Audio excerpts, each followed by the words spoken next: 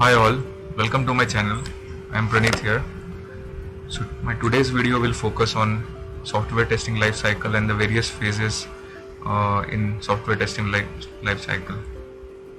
So what is software testing life cycle? So basically it is a sequence of specific activities conducted during the testing process to ensure the software quality goals are getting met, and it involves both certification and verification and validation activities. And software testing lifecycle consists of a series of activities carried out methodologically to help certify your software product. So I will brief you in short what software testing lifecycle phases are. So there are basically 6 different phases of software testing lifecycle. So to begin with, I will introduce you to the first phase, that is the requirement analysis phase.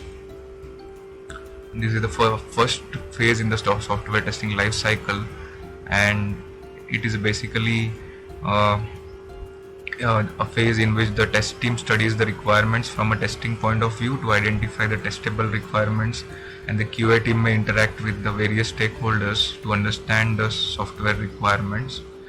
Requirements could be either functional or non-functional. Also, the automation feasibility for testing the project is also done at this stage.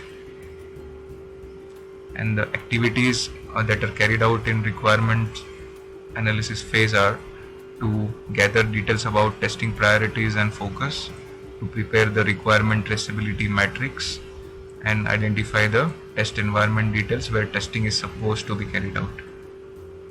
Okay. So coming to the next phase, so the next phase in software testing lifecycle is test planning. So what is test planning? So test planning phase is basically a phase in which senior QA manager determines the test plan strategy along with efforts and cost estimates for the project. And moreover, the resources, test environment, test limitations, and the testing schedule are also determined, and the testing schedule is being prepared and finalized based on the expectation of the client. Okay, so this is the second most phase, and the activities that are carried out in test planning phase are preparation of test plan or test strategy document for various types of testing, the test tool selection, and the third thing is the test effort estimation, which basically the senior QA manager carries out and presents it to the higher stakeholders. Okay, so the third phase is a vital phase from testing point of view, which is test design phase.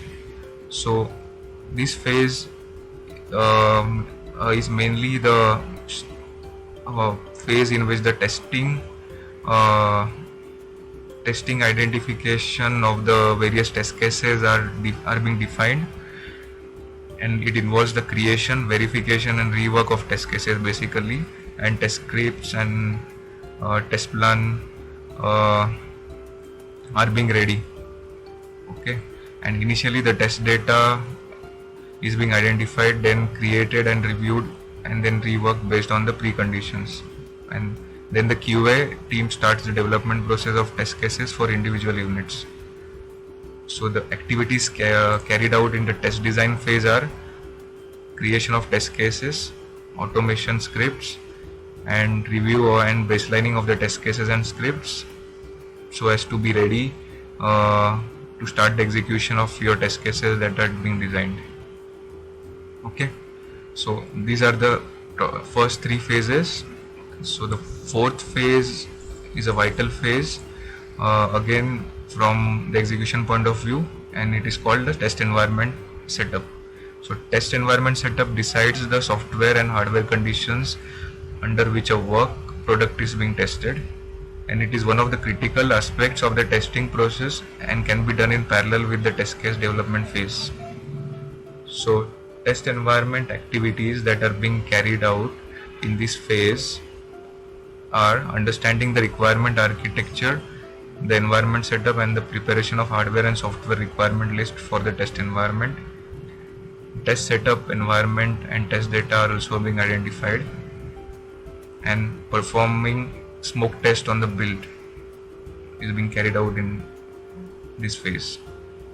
Okay, so coming to the fifth phase of the software testing life cycle, it is called test execution phase. So this is the phase in which the test execution is being carried out by the testers, in which testing of the software build is done based on the test plans and test case that are prepared in the earlier phase. And the main criteria and the main focus on this phase is to identify bugs, get them fixed after the analysis is done by development team, and get them retested. So retesting of defects, execution of tests as per the plan, documenting the test results, tracking the defects to closure are the main activities that are being carried out in the test execution phase. Okay, so now coming to the final phase of that software testing life cycle, it is the test closure phase. So test closure phase is the phase in which your entire test software testing life cycle comes to a closure, and it involves several activities like test completion reporting, collection of test completion matrices, and test results. And testing team members basically meet, discuss and analyze testing artifacts to identify strategies that have to be implemented in future, taking lessons from current test cycle. And the idea is to remove the process bottlenecks for future test cycles. And the major activities in test cycle closure are evaluation of cycle completion criteria based on time, test coverage, cost, software, critical business objectives, and quality. And the second most thing is the preparation of test matrices based on the above parameters that I mentioned, and also the preparation of test closure report.